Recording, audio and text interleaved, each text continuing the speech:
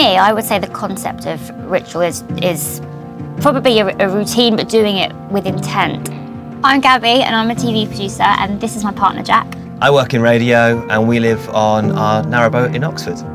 When I've come to live on the boat, it's forced us to have a slower way of life, because that is just what boat life is. That's how we've come to make coffee making into a ritual in the morning, because it's doing it with intent and having that peaceful amount of time. So in the morning, I tend to get up first. I walk through the boat, open up all the blinds, then I pop the kettle on, which is in itself slow living because the kettle takes ages to boil, but it's really lovely because you take that moment. You've got probably 5 minutes of just waiting and looking out the window, and it's really peaceful.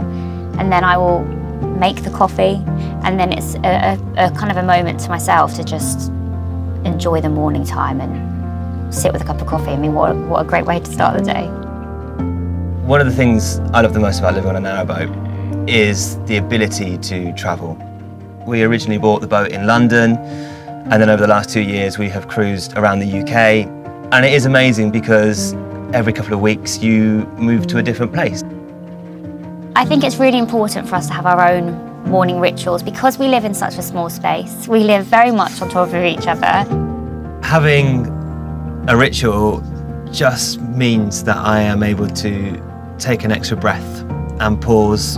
You do need to take time for yourself, and it puts you in the right mind frame. You can both, then come together peacefully and not be annoyed by each other when you live in a small space. So it's really important to take some time for yourself, and nothing beats the smell of fresh coffee in the morning.